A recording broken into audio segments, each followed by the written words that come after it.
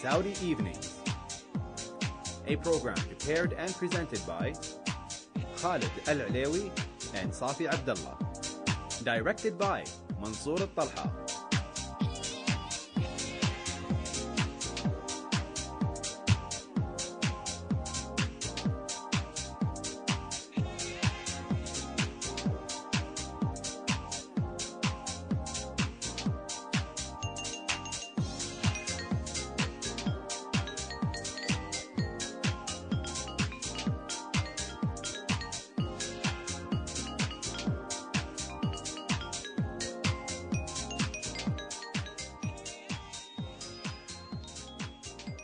Assalamu alaikum wa rahmatullahi wa barakatuh. Welcome to any edition of your weekly program Saudi Evenings, where we coming to you from the broadcasting service of the Kingdom of Saudi Arabia. And here is Mansour Al-Talha, the director of the program, wishing you a very good and a pleasant evening and week as well. As we all know, it's the start of the week here in the Kingdom of Saudi Arabia.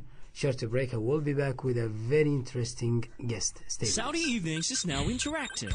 Join Radio Riyadh's English Services weeknight talk show and share your views with us live. Call 435-7734. Area code in Riyadh 01. That's 01-435-7734. You may also send your views to our portal numbers 840-80 Al-Jawal 6540 Mobile. Talk has never been this good on Radio Riyadh's Saudi Evenings. Weeknights 8:30 to 9:30 p.m. Welcome back. You've been listening to the broadcasting service of the Kingdom of Saudi Arabia, and this is your program Saudi Evening. We're joined by Mr. Sean Redmond, or AKA as Yahya. Yahya, welcome to the program. Thank you very much. Thank you for inviting me. It's been a while since you visit the complex here. Yeah, it's been about probably a good 2 years since I've been to. I miss Saudi TV too. I'm dead, wallah. Hayakallah. Nice memories. Allah hayyak. Because since we are not on TV, maybe some people may not recognize your voice. So maybe you could explain to our listeners a short biography about you. Yeah, well, actually, I've been in Saudi Arabia for about 7 years. Actually, don't have my primary job has nothing to do with radio or TV. I basically work with a company working with the National Guard in training. But then about 3 years ago, I got a chance to work on a program called To You on Channel 2. To You. Yeah. Okay. Basically, as the expat helping foreigners learn Arabic, because my degree at university was in Arabic and Spanish from Manchester. So I think it was that I was told, someone told me that, that at Channel 2 were looking for someone who was a foreigner, British or American, but could speak Arabic. So, I went for the chance, and it's been good since then. And you said the program was called To You. Yeah. But you didn't catch Mishmash? Was that? That was Mishmash. Was probably about a year and a half later. Mm-hmm. Yeah. You of course. How long you stayed with KSA2? It was To You was for a few months, and then there were a couple of programs that were produced on behalf of KSA2. One called the Traditional Meals, and the other one called the Saudi Home Show. Two really, really, really good programs. Where. Not because you appear on them. No, it was good fun. I mean, it was a great. I think it was a nice way of opening up Saudi culture, Saudi food, to a greater foreign audience. I think. You know what struck me the most? I mean, though it's Saudi tradition food and everything, Saudis liked it because you have you presented. I mean, a Westerner presenting the program. I think it was something unique and sort of interesting. I think some people didn't quite know what to make of it. There was this guy who looks like a Khawaja foreigner, wearing Saudi thob and shmar, and but at the same time, talking in Arabic, and then suddenly going from English into Arabic, speaking English with like a proper English accent. And then, I suppose, fairly good Arabic. I mean, it's not perfect, but it's better than most expats. I think.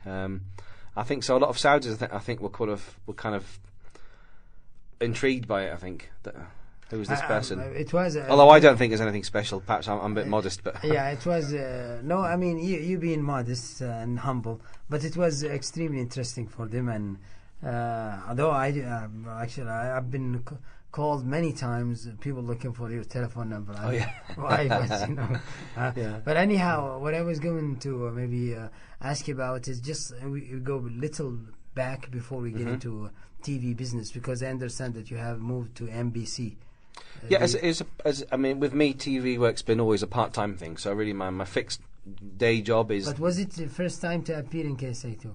Oh yeah, I have to say, I'm proud to say my first entrance to TV was on Saudi TV. Okay. يعني So that's Saudi important. TV, Yeah. Saudi TV introduced you to. لولا القناة السعودية, if it wasn't for Saudi لا TV, ثم. لا ثم القناة السعودية. Yes. Yeah, and I work with, actually, I have to say, the people I work with on Saudi TV too were really great. I mean, I work with some really good people, and I can recommend working with Saudis any day, and that's not because I'm in Saudi Arabia, but it's true. Yeah. Okay. It was good fun. Yeah, but you have I think Miss Amal Gedhi, who's the one who contacted you the first time to. Yeah, Amal Gedhi, and then I worked with Faisal Al-Saif and Mohammed Al-Angari, and there was a couple of female presenters there as well, Syrian lady and an Egyptian lady as well. Ghali Attar, yeah. She's in US now with her okay. husband. Oh, I see. Yes.